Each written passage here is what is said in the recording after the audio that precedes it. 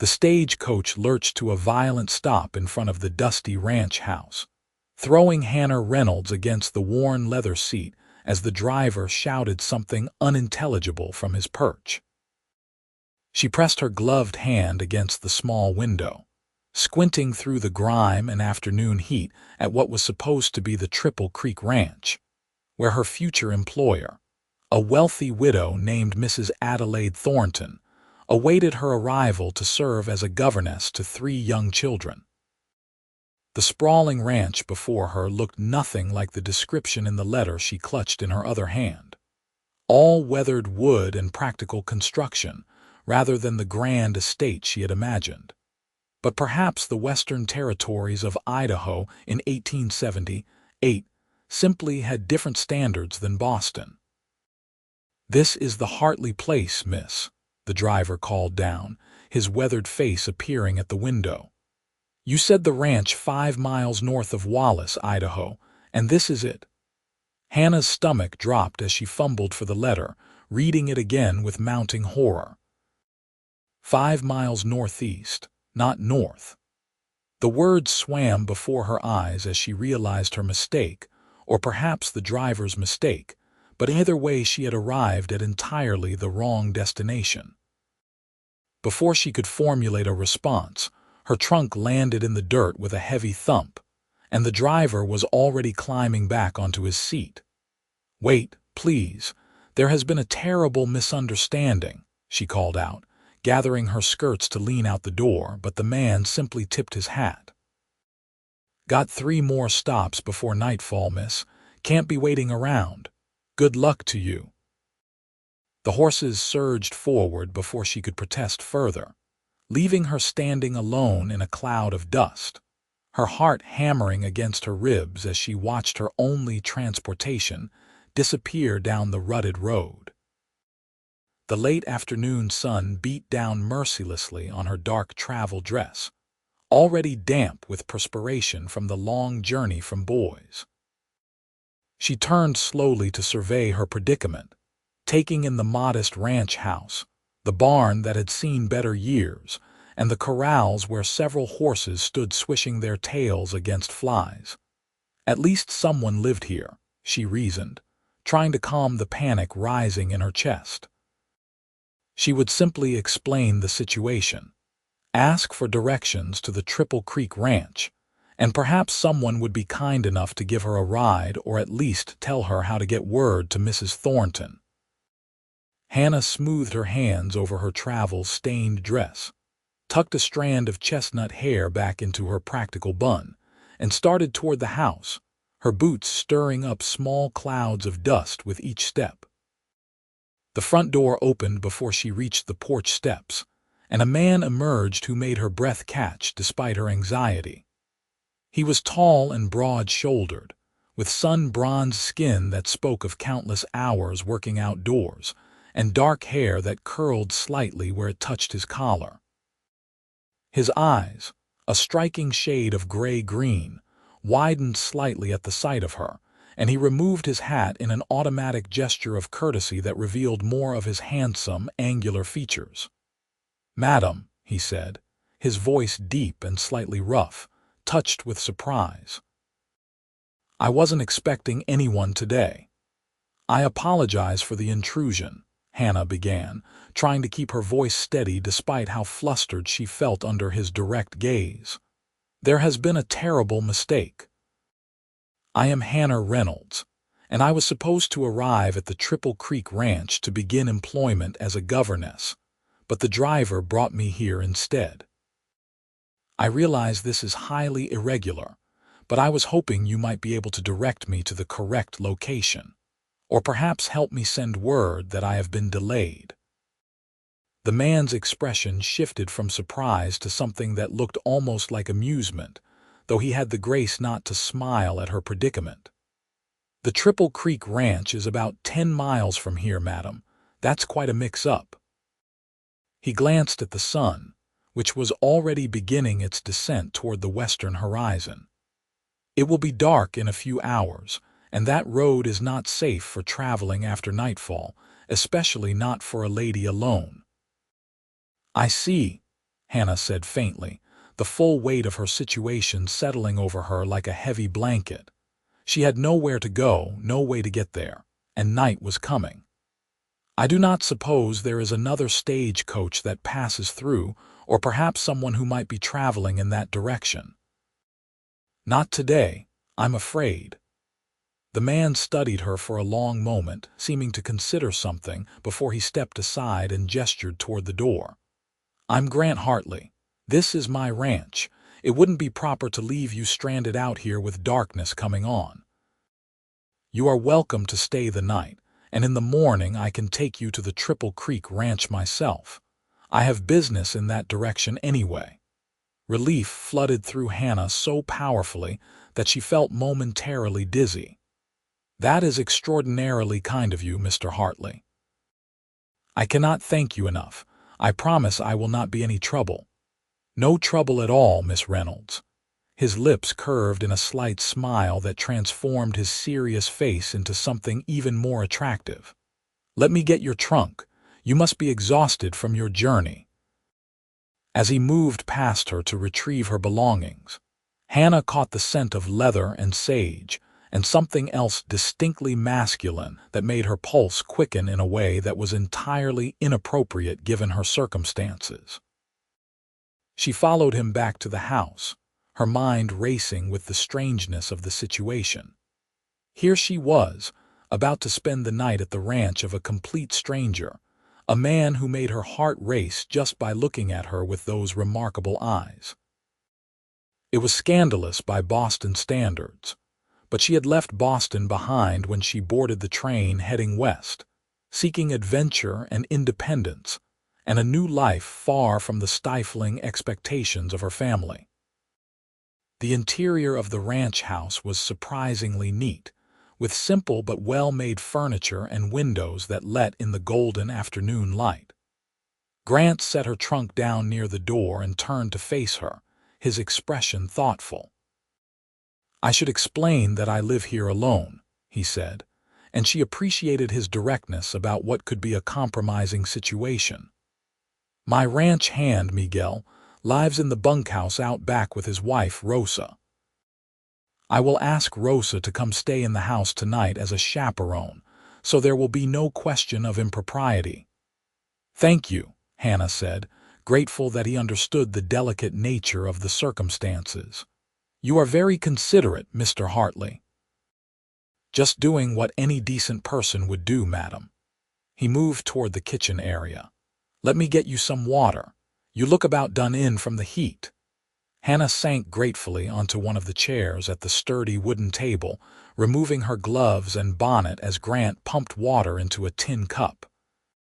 He handed it to her, and their fingers brushed briefly in the exchange, sending an unexpected jolt of awareness through her. She drank deeply, the cool water soothing her parched throat, while Grant watched her with an expression she could not quite decipher. May I ask what brings a lady like you all the way from back east to work as a governess? He asked, leaning against the counter with his arms crossed.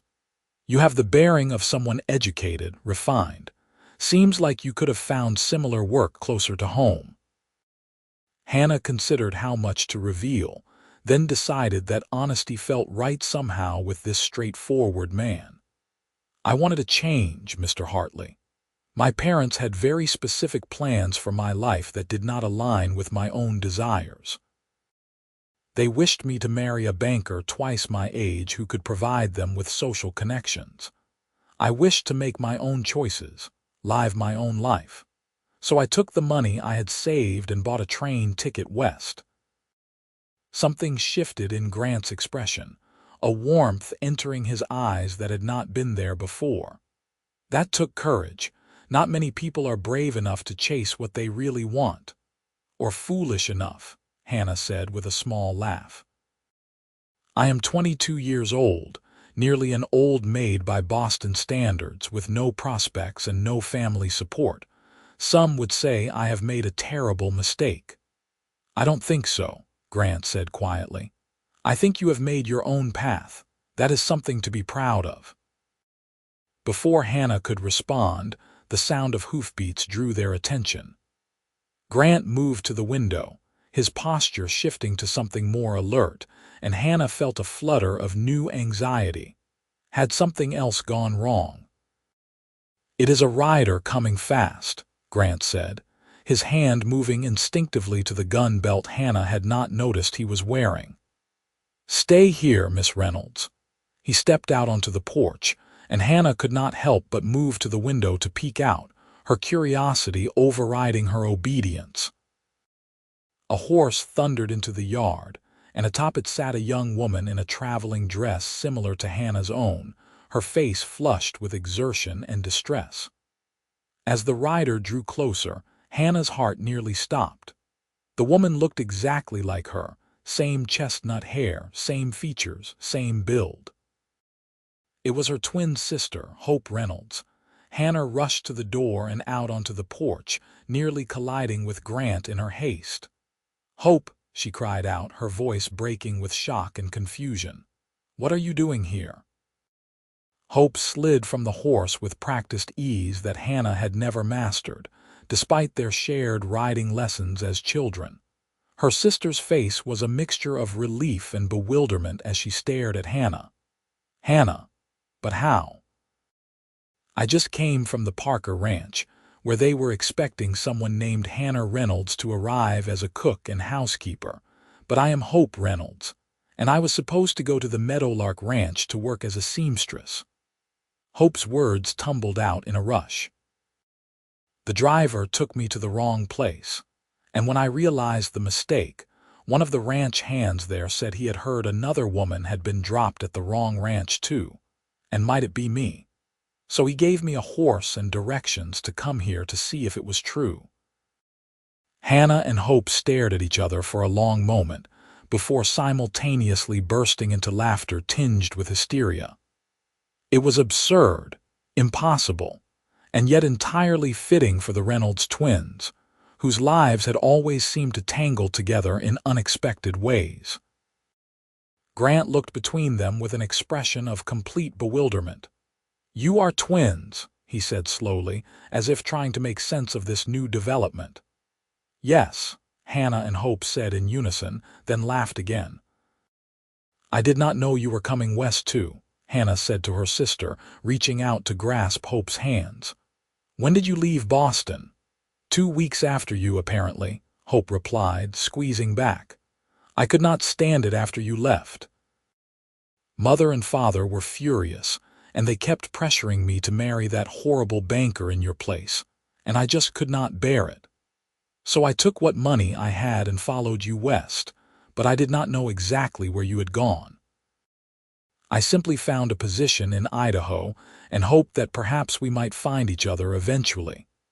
And we have, in the most ridiculous way possible." Hannah turned to Grant, who was watching the reunion with a soft expression that made her heart flutter. "Mr. Hartley, I apologize for this additional complication. This is my twin sister, Hope Reynolds." "Madam," Grant said, tipping his hat to Hope with the same courtesy he had shown Hannah. "Seems like both of you have had quite an adventurous day." "The offer of shelter extends to you as well, Miss Hope. We can sort all this out in the morning." Hope's eyes widened. "You are very generous, sir. I am grateful." Another set of hoofbeats announced yet another arrival, and Hannah wondered if the entire territory had decided to converge on the Hartley Ranch this afternoon. This rider was a tall, lean cowboy with sun-bleached hair and an easy smile that appeared as soon as he spotted the gathering on the porch. "Grant," he called out, swinging down from his horse with athletic grace. "Rosa said you might need help with an unexpected guest situation." His eyes landed on Hannah and Hope, standing side by side, and his smile faltered into an expression of comic confusion. "I am seeing double, or did that whiskey Miguel gave me last night finally catch up with me?" "Neither," Grant said with a hint of amusement. "Gideon, meet Miss Hannah Reynolds and her twin sister, Miss Hope Reynolds. Ladies, this is my brother Gideon Yates, half-brother technically. Different fathers, same mother." Gideon's blue eyes sparkled with interest as he swept his hat off and bowed with exaggerated formality. "It is my extreme pleasure to meet you both, though I must admit, this is going to make for a mighty confusing evening if I cannot tell you apart." "I am the one who arrived first," Hannah said helpfully, then realized that did not actually help at all. "I am wearing a blue dress," Hope added, gesturing to her travel attire. "Hannah is wearing green." "That will work until you change clothes," Gideon said cheerfully. "After that, I suppose I will just have to get to know you well enough to tell the difference by your personalities." Something in the way Gideon's gaze lingered on Hope made Hannah's intuition spark. She glanced at her sister and saw a faint flush rising in Hope's cheeks as she met the handsome cowboy's eyes. "Interesting. Why don't we all go inside?" Grant suggested, practical as ever. "I will fetch Rosa to help get rooms prepared, and we can have supper together. Tomorrow will be soon enough to sort out where everyone needs to be." The evening that followed was unlike anything Hannah could have imagined when she woke up that morning in a boys' boarding house. Rosa, a warm and motherly woman despite being only in her 30s, arrived and immediately took charge of the domestic arrangements, insisting that both sisters would stay in the main house while she kept watch as a proper chaperone. Miguel, her husband, joined them for supper, and the small ranch house filled with conversation and laughter as the oddness of the situation gave way to easy camaraderie. Hannah found herself seated next to Grant at the table, hyper-aware of his presence beside her, the occasional brush of his arm against hers as he reached for dishes to pass. He asked her thoughtful questions about her life in Boston, seeming genuinely interested in her answers, and she found herself opening up in ways she rarely did with strangers. There was something about his steady, calm presence that made her feel safe, understood.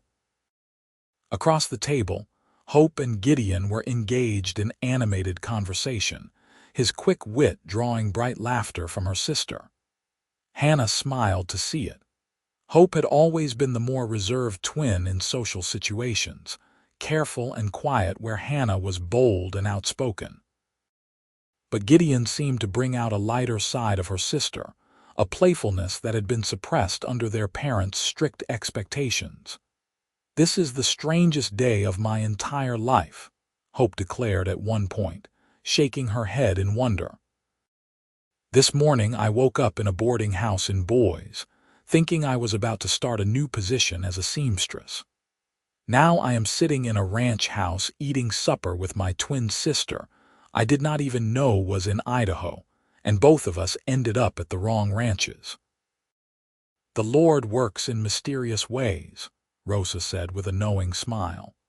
"Or perhaps fate has a plan that we cannot see yet." "Fate or confusion, I am not sure which," Hannah said, but she caught Grant's eye as she spoke and saw something warm and intent in his gaze that made her breath hitch.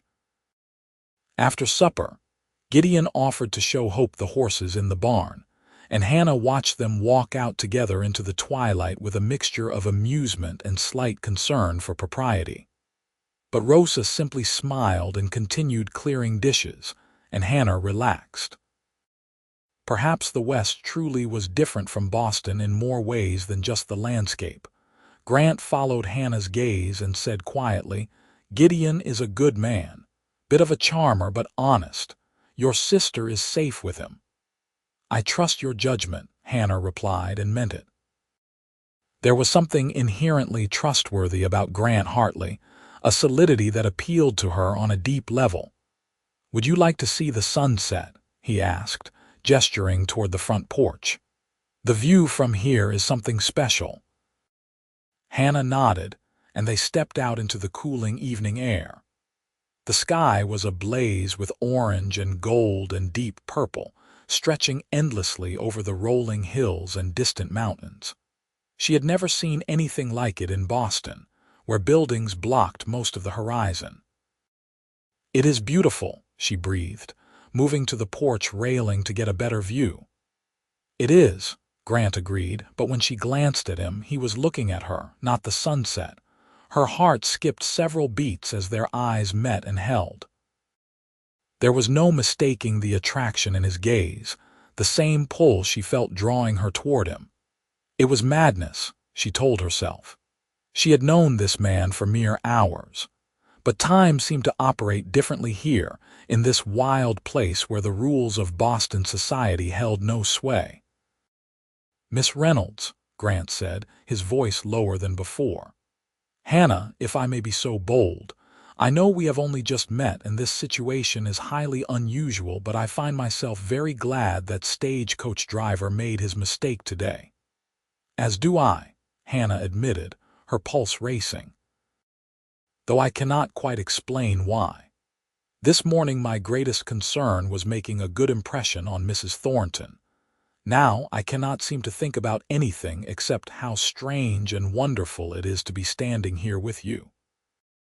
Grant's hand moved to cover hers on the railing, his calloused palm warm against her skin. "I am not a man who believes much in fate or destiny. I have always figured that life is what you make of it through hard work and determination. But when I saw you step out of that stagecoach, something shifted inside me, like I had been waiting for you without knowing it." "I feel it too," Hannah whispered, "and it terrifies me." "Why?" "Because I came here to be independent, to make my own way. I did not come here to fall in love." The word hung in the air between them, bold and dangerous. Grant's fingers tightened on hers. "And yet here we are," he said softly. "Sometimes the best things in life are the ones we did not plan for, the unexpected gifts." Before Hannah could respond, Hope's laugh rang out from the direction of the barn, breaking the intimate spell. Grant stepped back, putting a respectable distance between them, and Hannah felt the loss of his nearness like a physical ache. "We should take things slow," Grant said, though his eyes told her he wanted anything but. "You are supposed to start a new position tomorrow. You have a commitment to honor." Hannah's heart sank as reality crashed back over her. He was right, of course. She had given her word to Mrs. Thornton, signed a contract to work as a governess for at least 6 months. She could not simply abandon that obligation because she had developed sudden and overwhelming feelings for a rancher she barely knew. "You are correct," she said, trying to keep the disappointment from her voice. "I have responsibilities." "But," Grant continued, his eyes holding hers with an intensity that made her breath catch, "the Triple Creek Ranch is only 10 miles from here. That is not so far that we could not see each other. If you wanted to, that is. If this," he gestured between them, "is something you want to explore." Joy bloomed in Hannah's chest, warm and bright. "I would like that very much."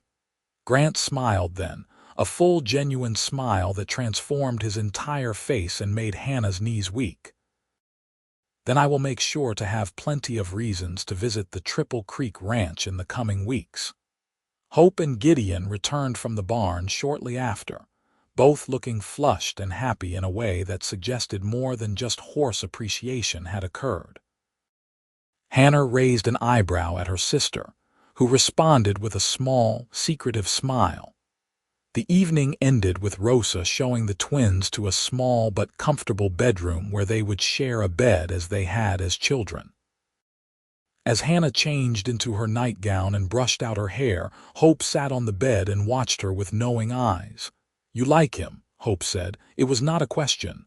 "I barely know him," Hannah protested weakly. "That is not an answer." Hannah sighed and turned to face her sister. "Yes. I like him, very much. More than I should, given that we just met. It is completely irrational." Hope's smile turned mischievous. "Love often is, from what I understand. And before you protest, yes, I can see it in your eyes. You are falling in love with Grant Hartley. What about you and Gideon?" Hannah challenged, sitting beside her twin on the bed. "I saw the way he looked at you, and the way you looked back." Hope's expression softened into something tender and wondering. "He is wonderful, Hannah. He made me laugh more in one evening than I have laughed in years.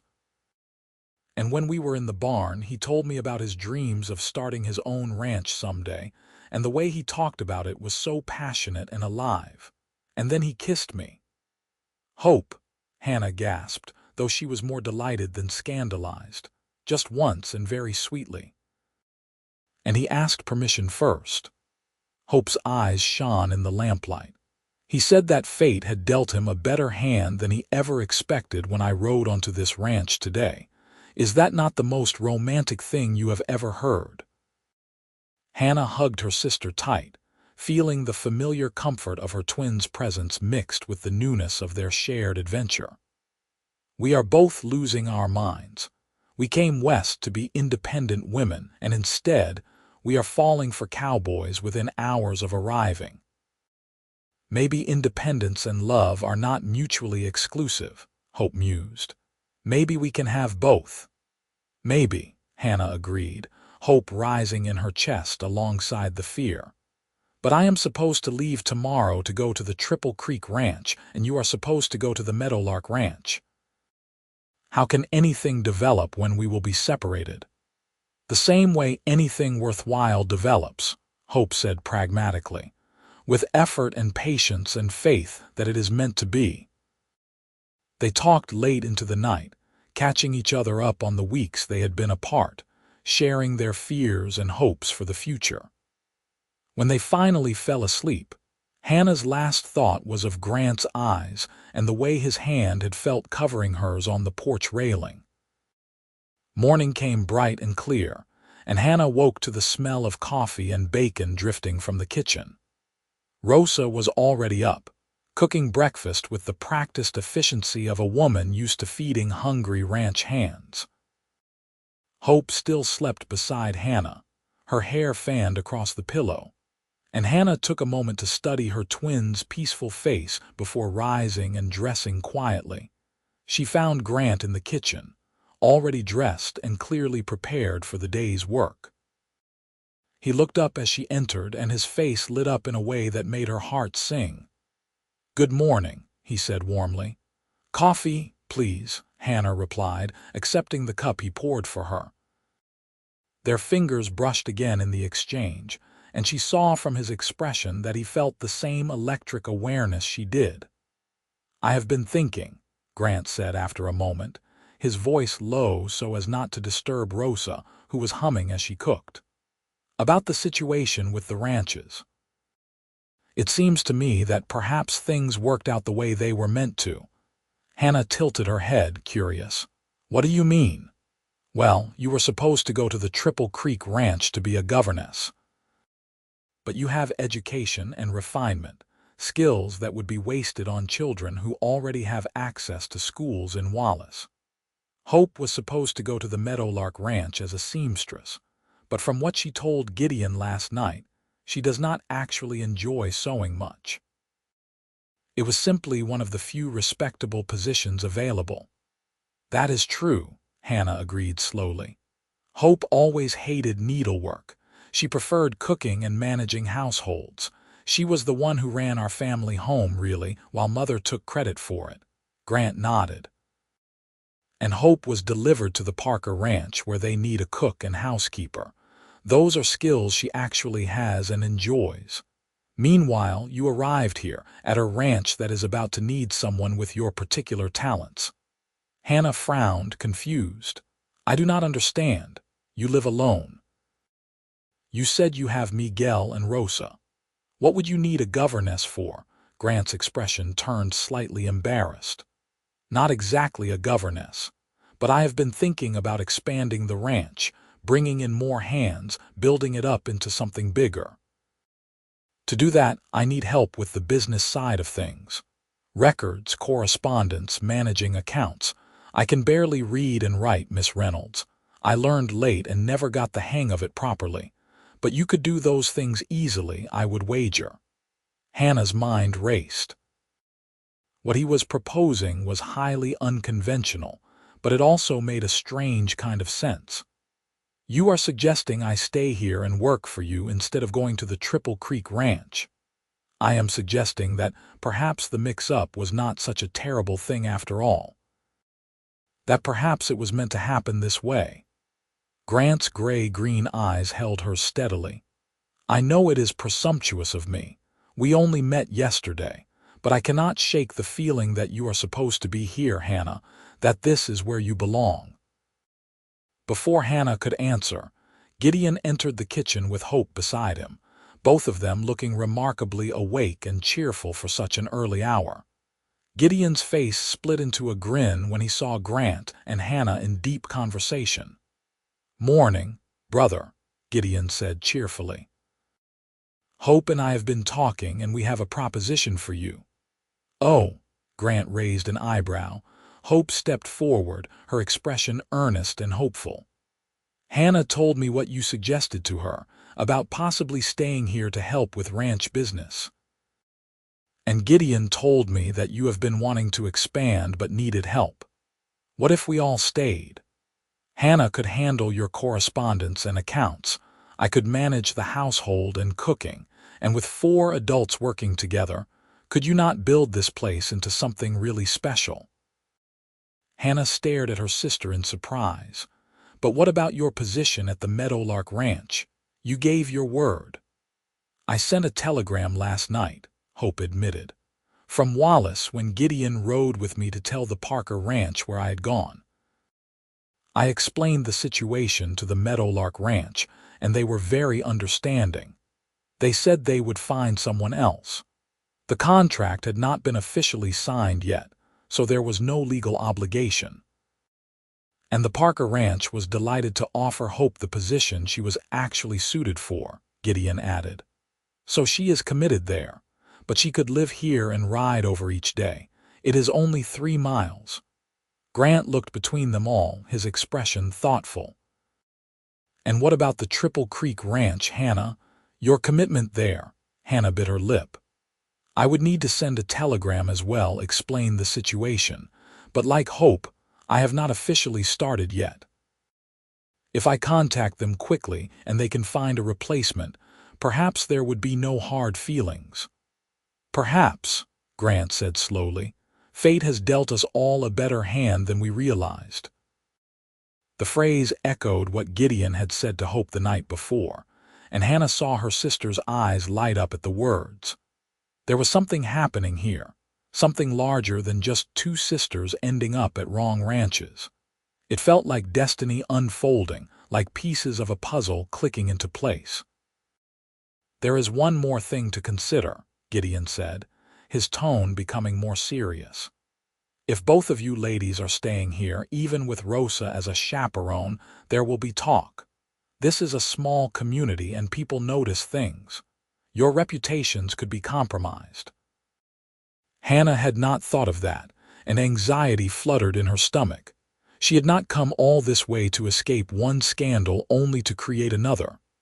"Unless," Grant said quietly, his eyes on Hannah, "unless there was a clear and honorable intention behind the arrangement." Hannah's breath caught. "What are you suggesting?" Grant moved closer to her, taking her hand in his with a gentleness that belied his rough, work-worn hands. "I am suggesting that I would like to court you properly, Hannah Reynolds, with the intention of marriage if things develop the way I believe they will. That would make your presence here not only acceptable but expected. You would be a future wife learning to run the ranch household, not a woman of questionable morals."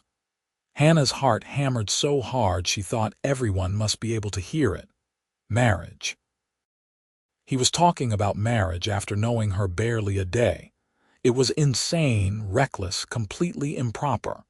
And yet, looking into his eyes, feeling the rightness of his hand in hers, she could not imagine saying anything but yes. "I would like that," she whispered. "Very much." Grant's face transformed with joy, and he squeezed her hand gently before seeming to remember they had an audience. He stepped back, color rising in his cheeks, and cleared his throat. "Well then," he said, his voice slightly rough with emotion, "I suppose we should all go to Wallace today and send those telegrams. Make everything official and proper." The ride to Wallace was an adventure in itself, with Hannah riding double with Grant on his sturdy roan gelding while Hope rode the horse she had borrowed from the Parker Ranch, and Gideon kept pace on his paint mare. The town was small but bustling, with a main street lined with shops and businesses serving the ranchers and miners who populated the region. They stopped first at the telegraph office, where both sisters composed carefully worded messages to their former prospective employers. Hannah explained that due to unforeseen circumstances, she would not be able to fulfill her commitment to the Triple Creek Ranch, apologizing profusely and offering to help find a replacement if needed. Within an hour, a response came back from Mrs. Thornton, graciously releasing Hannah from her obligation and wishing her well in her new endeavors. "She sounds like a kind woman," Hannah said, reading the telegram with relief. "I am glad there are no hard feelings." "One problem solved," Grant said, standing close beside her. "Now, how do you feel about visiting the general store? If you are going to be staying at the ranch, you will need some more practical clothing than those Boston dresses." Hannah looked down at her travel dress, already showing signs of wear from the dusty roads and rough conditions. "I suppose you are right, though I am not sure what would be more appropriate." "I can help with that," Hope offered, linking her arm through Hannah's. "Come on, I saw a dressmaker's shop next to the general store. Let us see what they have." The next few hours passed in a whirlwind of activity. Hannah and Hope were measured for new dresses in practical fabrics that could withstand ranch life while still maintaining modesty and femininity. They purchased supplies for the ranch house, including food stores and household goods, and Grant insisted on buying Hannah a proper riding hat to protect her face from the relentless sun. Over lunch at a small restaurant, they ran into several of Grant's neighbors and acquaintances, and he made a point of introducing Hannah as his intended, making their courtship public knowledge. The announcement was met with surprise, but also warm congratulations, and Hannah felt herself relaxing into the role, accepting the well wishes with growing confidence. As the afternoon wore on, they made one more stop that Grant said was essential. The small church at the end of Main Street was a modest building with a white steeple, and the minister, Reverend Thomas, greeted them warmly when they knocked on his door. "Grant Hartley," the older man said with pleasure. "I have not seen you in services for a few weeks. Been busy with the ranch." "Yes, sir, and I apologize for that, but I have a good reason for my visit today." Grant drew Hannah forward gently. "This is Miss Hannah Reynolds. We are courting with the intention to marry, and I wanted to speak with you about your availability for performing the ceremony when the time comes." Reverend Thomas's bushy eyebrows rose. "That is wonderful news, though I must say this is quite sudden. When did you two meet?" "Yesterday," Hannah admitted, feeling heat rise in her cheeks. "I know it seems rushed, but sometimes you simply know when something is right." The Reverend studied them both for a long moment, his shrewd eyes seeming to look straight into their souls. Then he smiled. "I have been a minister for 30 years, and I have learned that the heart knows its own truth. Some couples court for years and never find what you two seem to have already discovered. Come, sit with me, and let us talk about what marriage means and what you should expect." They spent the next hour in deep conversation with Reverend Thomas, discussing their hopes for the future, their understanding of commitment and partnership, and their faith. Hannah found herself opening up about her fears and dreams, and Grant was equally vulnerable, sharing his own uncertainties about being a good husband after growing up without a strong father figure in his life. "My father left when I was young," Grant explained quietly. "My mother remarried when I was 10, and Gideon's father was a good man, but he died when Gideon was still a baby."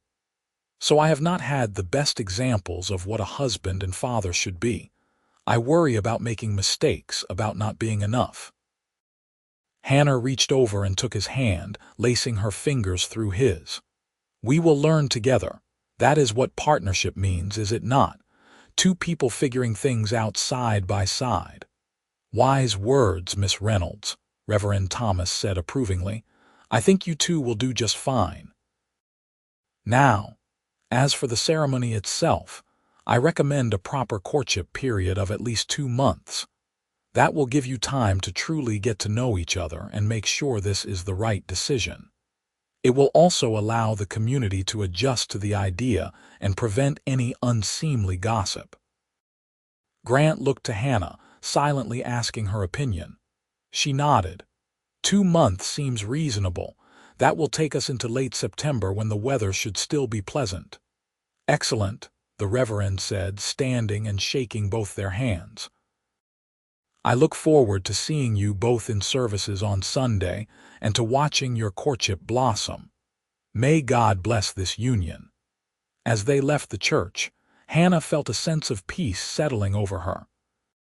Everything was moving so quickly, but it also felt completely right, as though she were finally stepping onto the path she was always meant to walk. The ride back to the ranch was peaceful, with the late afternoon sun casting everything in golden light. Hope and Gideon rode slightly ahead, their heads close together in intimate conversation, and Hannah smiled to see her sister so happy. "Thank you," she said quietly to Grant, who sat behind her in the saddle, his arms around her waist as he held the reins. "For what?" he asked, his breath warm against her ear. "For seeing possibilities instead of problems. For being willing to take a chance on something unexpected. For making me feel like maybe I do believe in fate after all." Grant's arms tightened around her slightly. "I am the one who should be thanking you. This ranch has been my whole life for years, but it has also been lonely. I did not realize how lonely until you stepped off that stagecoach and changed everything." Hannah leaned back against his solid chest, feeling safe and cherished in a way she had never experienced before. The wild landscape rolled past them, beautiful and harsh and full of promise, and she knew without doubt that she was exactly where she was supposed to be. The weeks that followed fell into a rhythm that felt both strange and natural. Hannah took over the ranch's business affairs, discovering that Grant had been seriously underselling his literacy issues. He could read basic words but struggled with anything complex, and his writing was laborious and painful to watch. She established a system of accounts, began correspondence with potential buyers for the ranch's horses, and even started researching ways to improve the breeding program. In the evenings after supper, she would sit with Grant on the porch and they would talk for hours, learning about each other's lives and dreams. He told her about his childhood moving from place to place with his mother after his father abandoned them, about the hard years of poverty before his mother met Gideon's father, about his determination to build something stable and lasting that could never be taken away. She told him about growing up in Boston's rigid society, about the pressure to conform and marry well, about the books she had read that made her long for adventure and meaning beyond social calls and dinner parties. She confessed that she had always felt like she was pretending to be someone she was not, playing a role that did not fit, until she stepped onto that train heading west and felt like she could finally breathe. "I understand that," Grant said one evening as they watched the sun set in a blaze of orange and purple, "feeling like you do not fit where you are, like you are meant for something different but you cannot quite grasp what it is. And do you feel like you have found where you belong?" Hannah asked, studying his profile in the fading light. "I am starting to," he said, turning to meet her eyes. "Especially now that you are here." Their courtship was proper by Western standards, always chaperoned by Rosa or Hope or Gideon, but there were stolen moments of intimacy that made Hannah's heart race. A brush of hands as Grant helped her down from a horse. A shared smile across the dinner table. The way his gaze would seek hers in a crowded room, making her feel like they were the only two people who existed. Hope's romance with Gideon was progressing equally well, though with more open affection than Hannah and Grant's careful propriety. Gideon was a natural charmer, quick with compliments and romantic gestures, and Hope bloomed under his attention like a flower finally given sunlight. They announced their own intention to marry just 3 weeks after the twins had arrived at the ranch, shocking no one who had seen them together. "We should have a double wedding," Hope suggested one evening as the four of them sat on the porch after supper. "Would that not be perfect? The twin sisters marrying the brothers on the same day." Hannah looked to Grant, who shrugged with a small smile. "I have no objection if you do not." "It would certainly be memorable." "I think it is a wonderful idea," Hannah agreed, reaching over to squeeze her sister's hand. "We have done everything else together our whole lives. Why not this?" The wedding was set for the last Saturday in September, giving them just over 2 months to prepare. The news spread quickly through the community, and to Hannah's surprise and relief, it was met with enthusiasm rather than censure.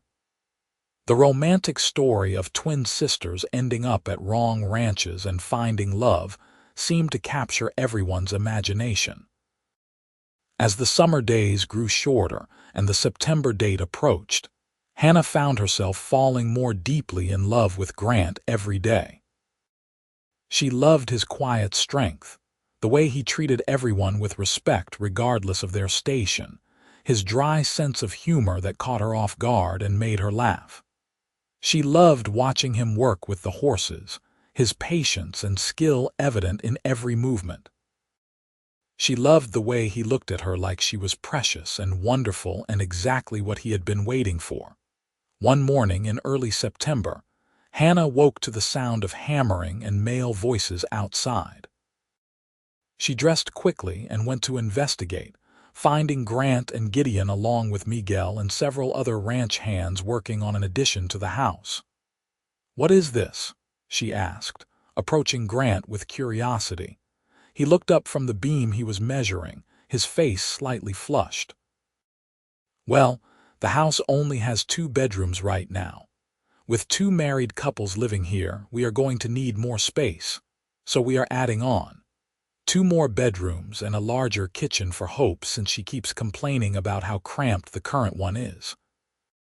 Hannah felt tears prick her eyes at his thoughtfulness.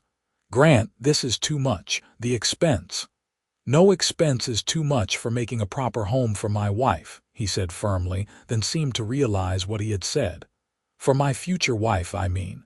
Hannah laughed through her tears. "I love it. And I love you. I do not think I have said that clearly enough, but I do. I love you, Grant Hartley." The hammering around them stopped as the other men paused in their work, suddenly finding other things to look at and giving them a moment of privacy. Grant set down his measuring tape and crossed to Hannah in 3 long strides, taking her hands in his. "I love you too, Hannah Reynolds. Have since the moment I saw you standing in front of my ranch looking lost and determined and beautiful. I cannot wait for you to be my wife." He leaned down slowly, giving her time to pull away if she wanted, but Hannah rose on her toes to meet him halfway. Their first kiss was gentle and sweet and full of promise, and when they pulled apart, the other men cheered and whistled, breaking the tender moment with good-natured ribbing. Hope appeared from the house, drawn by the commotion, and took in the scene with knowing eyes. "Finally," she called out. "I was beginning to think you two were going to wait until after the wedding to even kiss." "Unlike some people," Hannah retorted, though without heat. "We are trying to maintain some sense of propriety." "Propriety is overrated," Gideon announced, sweeping Hope into his arms and dipping her dramatically before kissing her soundly. Hope emerged laughing and blushing. swatting at his chest in mock reproach. The expansion of the house continued over the next 3 weeks, becoming a community project as neighbors stopped by to help and offer advice. Hannah marveled at the sense of mutual support, so different from the competitive social climbing of Boston. Here, people genuinely seemed to care about each other's well-being and success. The wedding preparations took shape with similar community involvement. The women of Wallace organized a quilting bee to create wedding quilts for both couples, and Hannah was touched by the intricate patterns and obvious care that went into every stitch. Hope worked on creating their wedding dresses, revealing a talent for sewing that Hannah had never known her sister possessed. "I thought you hated needlework," Hannah said, watching Hope carefully pin fabric. "I hate doing it for other people under Mother's critical eye," Hope corrected. "Doing it for myself, for something this important, is entirely different. This is creating something beautiful because I want to, not because I am obligated to." The distinction resonated with Hannah. So much of their old lives had been about obligation and expectation. Here, they were finally free to be themselves, to make their own choices and to love openly and honestly. As September progressed, the ranch underwent remarkable changes. The house expansion was completed, revealing beautiful new spaces that felt both practical and welcoming. The breeding program Hannah had researched began to show promise, with several buyers expressing serious interest in the ranch's horses. Hope's presence brought a warmth and domesticity that the bachelor household had been lacking, with home-cooked meals and small touches like curtains and flowers making everything feel more like a home than just a place to sleep. One afternoon, about a week before the wedding, Hannah was in the new office Grant had built for her, working on correspondence, when she heard a commotion outside. She looked out the window to see a fine carriage pulling up to the ranch house, completely out of place in the dusty frontier setting. Her stomach dropped as a familiar figure emerged from the carriage. Her father, Charles Reynolds, looked older than she remembered, his face drawn and weary as he glanced around the ranch with barely concealed distaste. Hannah stepped out onto the porch, her heart pounding. "Father." "This is unexpected." "Hannah," he said, his voice as cold as she remembered, "and I assume Hope is here as well. The telegraph office in Wallace was quite helpful in directing me when I inquired after my wayward daughters." Hope appeared at Hannah's side, reaching for her twin's hand. "We are not wayward, Father. We are free." Charles Reynolds climbed the steps to the porch, his expression thunderous. "Free? You call abandoning your family and your responsibilities freedom? You call running off to this God-forsaken wilderness to marry Cowboy's freedom? You are ruining yourselves, both of you. I have come to bring you home before it is too late." "No," Hannah said, surprised by the steadiness of her own voice. "We are not going back to Boston, Father. This is our home now. These are our lives, our choices. You are throwing away everything your mother and I worked to provide for you. Education, refinement, position in society. For what? To live in squalor on a cattle ranch." "It is a horse ranch, actually." Grant's voice came from behind them, and Hannah turned to see him approaching with Gideon at his side. Both men looked calm but ready for confrontation if needed. "And I can assure you, Mr. Reynolds, that your daughters will want for nothing. They will be cherished and respected and given every opportunity to pursue their own happiness." Charles looked Grant up and down with obvious disdain. "And you are the cowboy who thinks he is good enough for my daughter." "I am the man who loves your daughter and will spend the rest of my life trying to be worthy of her," Grant replied evenly. "My name is Grant Hartley, and this is my brother, Gideon Yates. We are honest, hard-working men with clear prospects and honorable intentions." That is all we can claim, but it seems to be enough for Hannah and Hope. "It is more than enough," Hannah said firmly, stepping close to Grant's side. "Father, I understand that you are disappointed, but Hope and I are not children anymore. We are grown women with the right to make our own decisions about our lives. We tried to explain this in our letters, but you refused to listen. The letters where you informed us you were running away like thieves in the night." Charles's face flushed red. "The letters where you rejected everything we had planned for you, the advantageous marriages we had arranged. The marriages you arranged for your benefit, not ours," Hope said quietly but firmly. "We are people, Father, not pawns to be traded for social advantage. We deserve to marry for love, not convenience.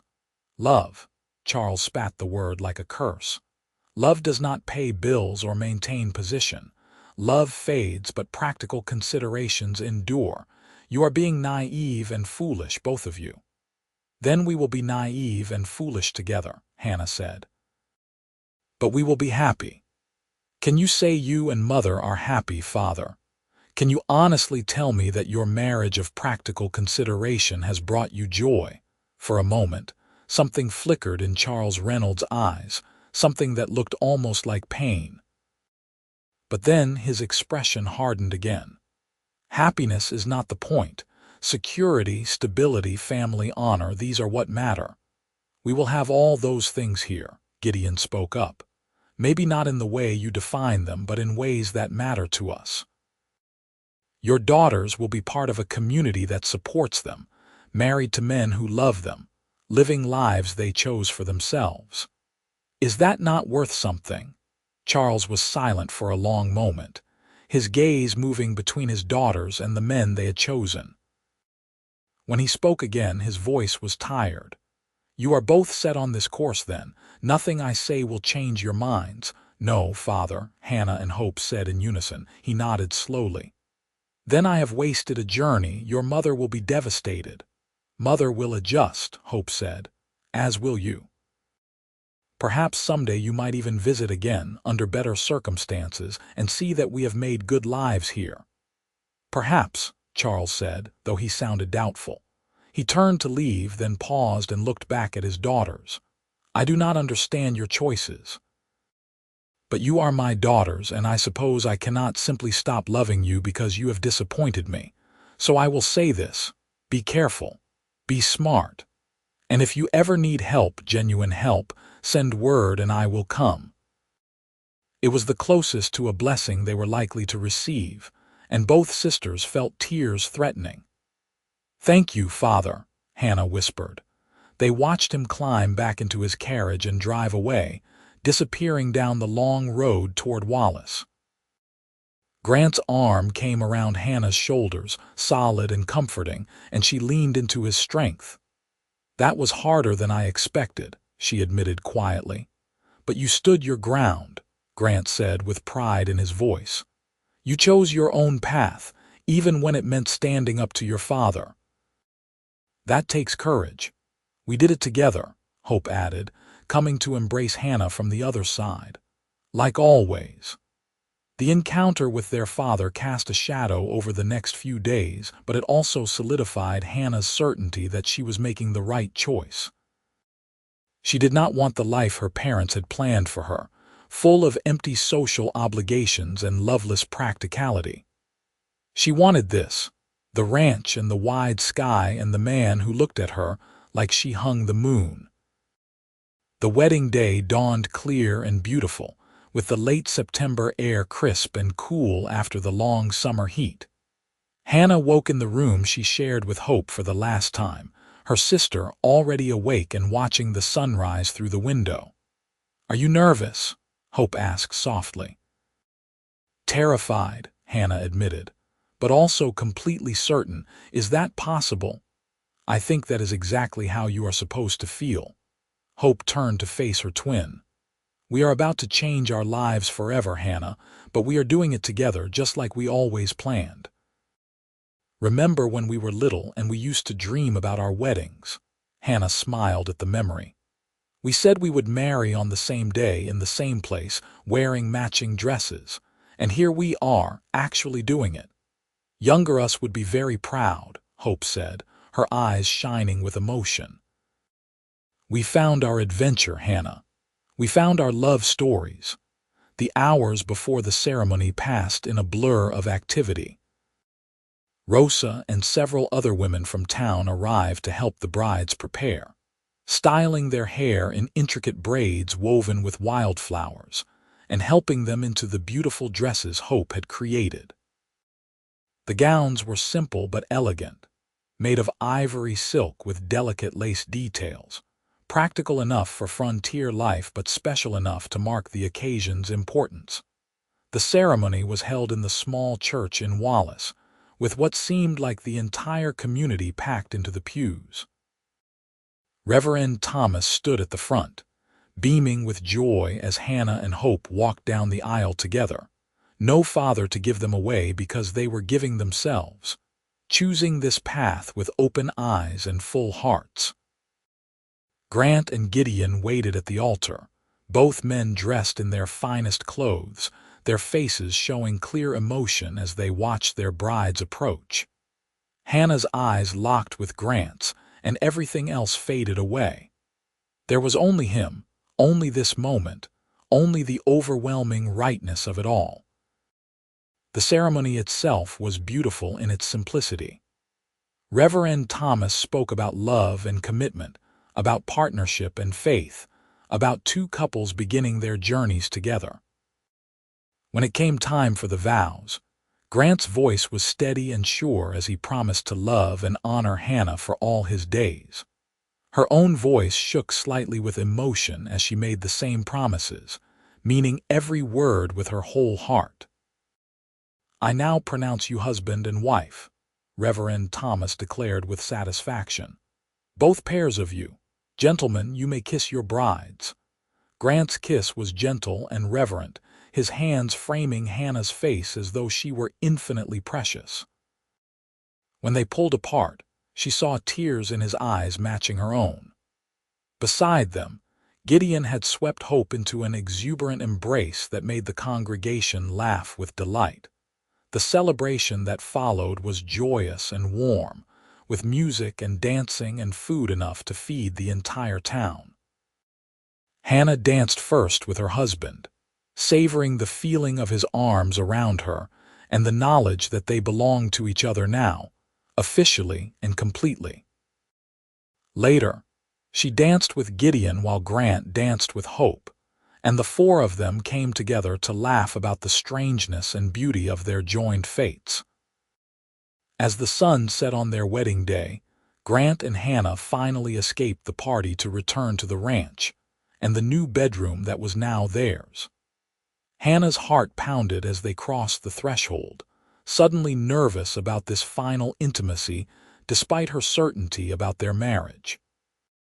Grant seemed to sense her anxiety, and instead of leading her directly to the bed, he guided her to the window where they could look out at the stars beginning to appear in the darkening sky. "I love you," he said simply, his arms around her from behind. "And I will spend the rest of my life making sure you never regret choosing me, choosing this life."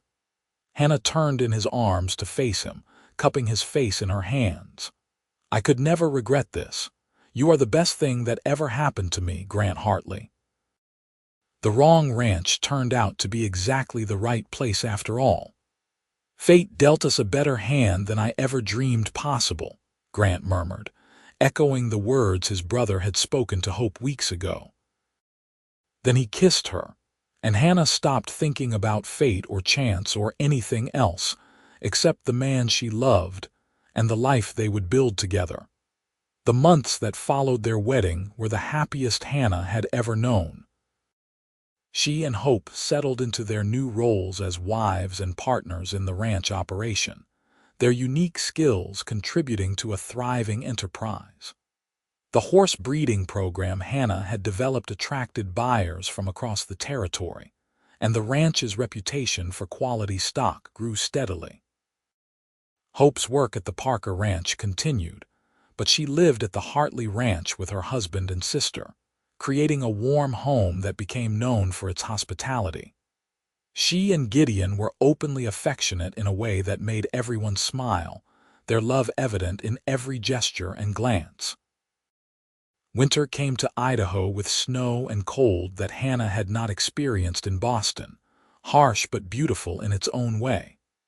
The four of them spent long evenings by the fire, playing cards and telling stories and making plans for the ranch's future.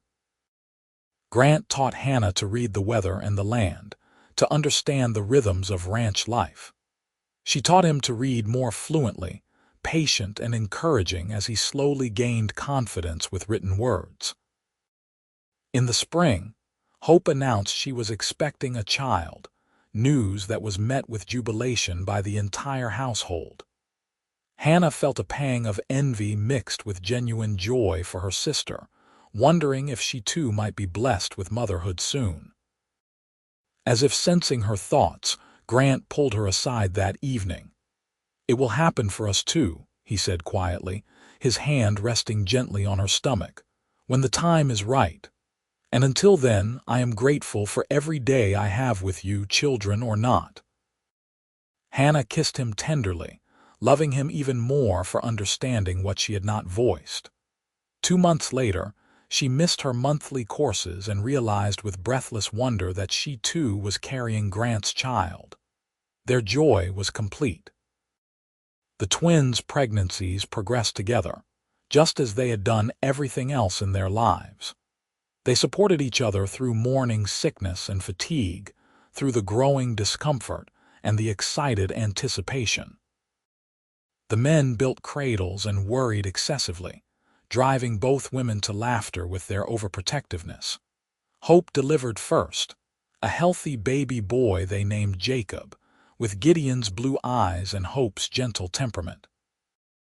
2 weeks later, Hannah gave birth to a daughter they named Sarah, who had Grant's gray-green eyes and Hannah's determined spirit from the very start. The ranch house filled with the sounds of babies crying and cooing, with laughter and exhaustion and overwhelming love. Rosa became an honorary grandmother, teaching both new mothers the skills they needed, while Gideon and Grant fumbled their way through fatherhood with endearing dedication. One evening, when the babies were a few months old, the four adults sat on the expanded porch watching the sunset while the children slept peacefully in their cradles nearby. Hannah leaned against Grant's shoulder, feeling contentment settle over her like a warm blanket. "Do you ever think about how different our lives would be if that stagecoach driver had not made his mistake?" Hope mused. "If we had gone to the right ranches like we were supposed to, all the time," Hannah admitted. "And I am grateful every day for that wrong turn. It brought me everything I did not know I needed. Fate dealt us a better hand," Gideon said with a grin, raising his coffee cup in a toast. "Here is to wrong turns and right choices. To love and family," Grant added, his arm tightening around Hannah. "To new beginnings," Hope contributed. "To the rest of our lives," Hannah finished, and they all drank to that, to the beautiful future stretching before them. As the years passed, the ranch continued to prosper. More children came, 2 more sons for Hannah and Grant, another daughter for Hope and Gideon. The house expanded again to accommodate the growing family, and the land itself grew as Grant was able to purchase adjoining properties. The horse breeding program became renowned throughout Idaho and beyond, drawing buyers who traveled long distances to acquire Hartley Ranch stock. The twin sisters remained as close as ever, raising their children together, running the ranch together, growing old together in the land they had made their home. They received occasional letters from their parents, stiff and formal at first but gradually warming as the years went on. Charles and his wife never quite understood their daughter's choices, but they came to accept them, and even visited once when the grandchildren were young, grudgingly admitting that Hannah and Hope seemed happy. Grant and Hannah's love deepened with time, weathering the challenges of ranch life, harsh winters, financial uncertainties, and the everyday struggles of raising a family. Through it all, they remained partners in every sense, supporting each other's strengths and covering each other's weaknesses. Grant never stopped looking at Hannah like she was a miracle, and she never stopped feeling grateful that she had ended up at the wrong ranch on that fateful afternoon. On their 20th wedding anniversary, Grant surprised Hannah with a trip to Wallace, where he led her to the exact spot where the stagecoach had dropped her off all those years ago. The ranch house had been updated and improved over the decades, but the location was unmistakable. "What are we doing here?" Hannah asked, puzzled but charmed by the nostalgia of it. Grant took both her hands in his gray-green eyes soft with emotion. "I wanted to stand in the exact place where my life changed forever. Where I saw you for the first time and knew, somewhere deep down, that you were going to be important to me. I wanted to tell you 20 years later that I still feel the same way, that I still wake up every morning grateful that you chose me, that you stayed, that you built this life with me." Tears streamed down Hannah's face as she pulled him into a kiss, pouring 2 decades of love and partnership into the embrace. When they pulled apart, she saw that his eyes were wet too. "I love you, Grant Hartley," she whispered. "Then, now, and always. And I love you, Hannah Hartley. My wife, my partner, my home." They stood there in the fading afternoon light, holding each other and remembering that confused young woman stepping off a stagecoach and the rancher who had welcomed her, despite the mistake. Neither of them would change a single moment of the journey that had brought them here, to this place, to this life, to this love. Back at the ranch house, the family gathered for the anniversary celebration Rosa had been planning for weeks. Their children, ranging from young adults to teenagers, filled the rooms with noise and energy. Hope and Gideon were there with their own brood, and Miguel and Rosa with their grandchildren. The community they had built over 20 years surrounded them with warmth and affection.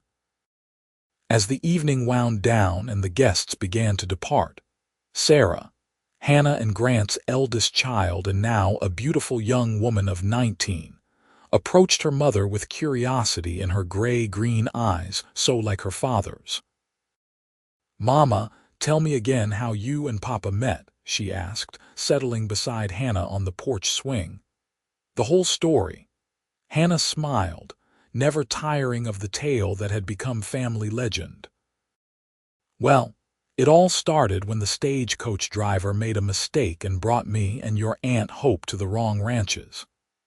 As she recounted the story, Grant came to sit on her other side, interjecting his own memories and perspectives.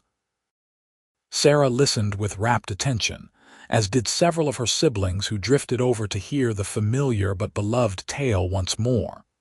"So you really had only known each other for one day when Papa asked to court you?" their son James asked, clearly amazed. "Less than a day, actually," Grant confirmed. "But sometimes you just know. Sometimes fate or chance or God's plan, whatever you want to call it, puts exactly the right person in front of you at exactly the right time. And if you are smart, you recognize it and hold on tight." "And what if we had gone to the right ranches?" their youngest son Thomas asked. "What if there had been no mistake?" Hannah and Grant exchanged a long look, communicating in the way long-married couples could without words. Then Grant answered for both of them. "Then we would have missed out on the greatest blessing of our lives. The wrong ranch turned out to be exactly where we were supposed to be.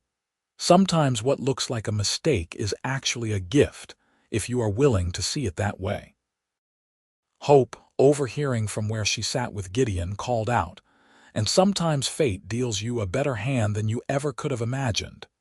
"Here, here," Gideon agreed, raising his glass. The family laughed and talked late into the evening, telling stories and making memories that would be passed down to future generations. And when everyone had finally gone to bed, Hannah and Grant found themselves alone on the porch once more, watching the stars in comfortable silence. "Do you have any regrets?" Grant asked quietly, as he sometimes did when they were alone. Not because he doubted, but because he treasured her reassurance. "Not a single one," Hannah replied, as she always did. "This life, this family, it is everything I never knew I wanted and exactly what I needed. I would not change a moment of it." Grant pulled her close, and they sat together under the vast Idaho sky, grateful for wrong turns and right choices, for courage and love, for the day a stagecoach driver made a mistake that turned out to be the best thing that ever happened to them. The ranch continued to thrive through the generations that followed. Sarah and James both stayed to help run it, along with their spouses and children. Thomas eventually started his own ranch nearby, expanding the family's holdings. Hope and Gideon's children did the same, creating a network of family ranches that supported and sustained each other through changing times and challenges.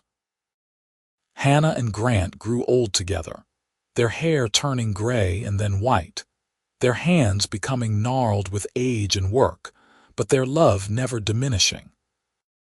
They celebrated 50 years of marriage surrounded by children, grandchildren, and even a few great-grandchildren, a vast family tree that had grown from one confused moment when two sisters arrived at the wrong ranches. In their final years, when their bodies were tired but their minds remained sharp, they would sit together on the porch they had sat on countless times before, holding hands and watching sunsets that never grew old. Sometimes Hope and Gideon would join them, the four of them reminiscing about that wild, wonderful summer when everything changed. "We were so young," Hope would say with wonder. "So naive to think we could just run off west and start new lives. But we did it," Hannah would respond. "We actually did it. We found our adventure, our love, our home." "Best mistake I ever made," Hope would agree, squeezing Gideon's weathered hand. "Best gift I ever received," Grant would add, his eyes on Hannah's beloved face. And in those peaceful moments, surrounded by the evidence of lives well lived and love well shared, the four of them would sit in contented silence, grateful beyond measure for the day fate had dealt them a better hand than they ever could have hoped for. When Hannah finally passed at the age of 78, with Grant holding her hand and their children surrounding them, her last words were simple and true. "Thank you for the beautiful life. I would choose you again in every lifetime." Grant followed her 3 months later, unable to exist long without his other half. They were buried side by side on a hill overlooking the ranch they had built together, with a simple stone marking their resting place. The inscription read, "Hannah and Grant Hartley. Partners in life, love, and legacy." The wrong place led them home. Hope survived them by 2 years, long enough to ensure that her sister's memory was preserved and honored, before she too passed peacefully with Gideon at her side. They were laid to rest beside Hannah and Grant, the four of them together even in death as they had been in life. The ranch they built continued for generations, a testament to what could be achieved when courage met opportunity, when love met commitment, when two confused young women stepped off stagecoaches at wrong destinations and found themselves exactly where they were meant to be. Their story became part of the land itself, told and retold around dinner tables and campfires, a reminder that sometimes the best things in life come from unexpected places. And on quiet evenings, when the sun sets over the Idaho hills in shades of gold and purple, descendants of Hannah and Hope sometimes swear they can feel the presence of their remarkable ancestors, still watching over the land they loved, still grateful for the mistake that became their greatest blessing, still whispering on the wind the truth they learned so long ago. That fate sometimes deals you a better hand than you ever dreamed possible, if only you are brave enough to play it. The legacy of the twin sisters who arrived at the wrong ranches lived on not just in the land and the buildings, but in the values they had instilled in every generation that followed. Hard work, integrity, and above all, the courage to follow your heart even when it leads you down unexpected paths. Their story reminded everyone who heard it that love could be found in the most unlikely places, that home was not where you came from but what you built with your own hands and heart, and that sometimes the worst mistakes turn into the greatest blessings. Decades turned into a century, and still the Hartley Ranch stood strong, run by descendants who carried the blood of both couples in their veins. The original ranch house, expanded and updated but still recognizable, was preserved as a historical landmark, with tours given to curious visitors who wanted to hear the romantic tale of Hannah and Hope Reynolds. In the small museum room dedicated to their memory, visitors could see Hannah's carefully preserved ledgers showing her meticulous management of the ranch accounts, Hope's wedding dress with its delicate lacework, photographs of the four of them at various stages of life, and letters they had written to friends and family over the years. But the most treasured artifact was a simple journal entry written by Hannah on her first anniversary, found after her death and framed for posterity. It read, "1 year ago today, I married the love of my life in a town I had never heard of until a few months prior, in a state I had no intention of visiting, at a ranch I arrived at by mistake. How strange that all my careful plans and sensible decisions brought me nothing but unhappiness, while a simple error brought me everything I ever wanted. I have learned that life's greatest gifts often come wrapped in unexpected packages, and that what seems like a wrong turn may actually be the path leading you home. Grant asked me today if I was happy with how things turned out, if I ever wished I had made it to that other ranch, to the position I was supposed to take. I told him the truth, that arriving at the wrong ranch was the rightest thing that ever happened to me. He is my home, this land is my home, this life is everything I never knew to dream of. If I could go back and whisper advice to my younger self standing confused in front of this ranch house, I would tell her just one thing: trust the journey, even when it does not make sense. Especially when it does not make sense. The wrong place might just be exactly where you are supposed to be." Those words, written in Hannah's neat handwriting over a century before, continued to inspire visitors and family members alike. Young couples would read them and smile, seeing their own stories reflected in the timeless truth. Historians would study them as a window into frontier life and the experience of women in the American West. But for the descendants of Hannah and Grant, Hope and Gideon, those words were simply the foundation of their family story, the beginning of everything they knew and valued. The ranch itself stood as a living monument to what those four people had built together. The original holdings had expanded over the years to encompass thousands of acres, supporting not just horses but cattle and crops as well. The business Hannah had helped establish still operated using principles she had laid down, and her great-great-grandchildren still referred to her ledgers when making decisions about ranch management. The bedroom where Hannah and Grant had shared 50 years of marriage was kept almost exactly as it had been, a shrine to enduring love. Visitors would stand in that room and feel the weight of history, imagining the conversations and moments of intimacy that had unfolded there, the children who had been conceived and born there, the plans that had been made and dreams that had been shared. But more than any physical legacy, what Hannah and Hope left behind was the understanding that family was what you chose to create, not just what you were born into. They had chosen to leave Boston, chosen to stay when they arrived at wrong ranches, chosen love over practicality, chosen courage over comfort. And those choices had reverberated through every generation that followed, creating a family culture that valued individual determination and romantic love in equal measure. On the 100th anniversary of the double wedding, the family organized a massive celebration at the ranch, with descendants traveling from all over the country to attend.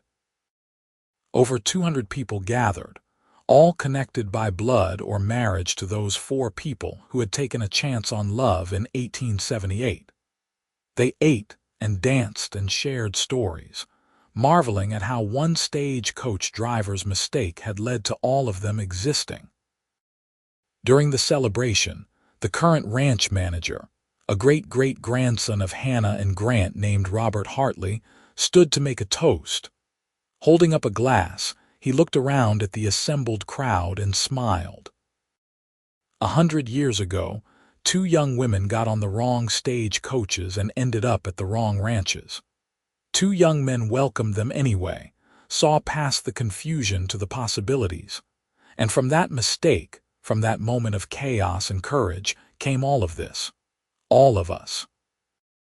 Every person in this room exists because our ancestors were brave enough to choose love, strong enough to build a life from nothing, and wise enough to recognize that sometimes what looks like an error is actually a gift.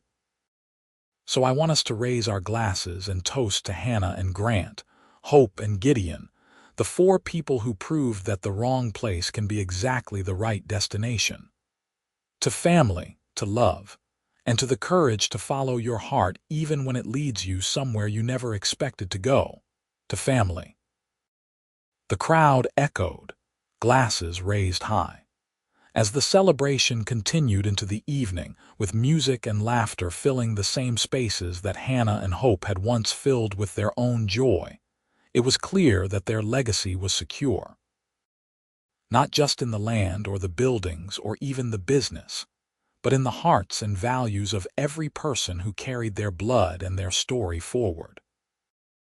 And somewhere, in whatever place the spirits of the departed reside, perhaps Hannah and Grant, Hope and Gideon looked down on that celebration and smiled.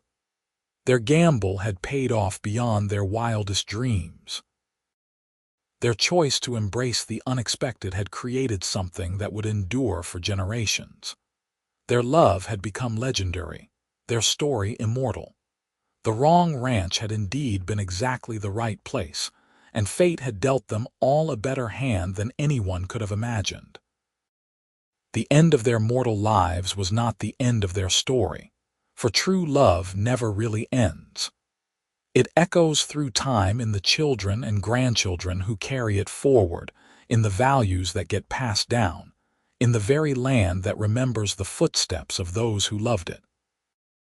Hannah and Grant, Hope and Gideon, had not just lived and loved and died. They had created something eternal, something that would continue as long as there were people who believed in the power of courage, the possibility of love, and the magic of wrong turns that lead you exactly where you are meant to be. And that, perhaps, is the greatest legacy anyone can leave behind.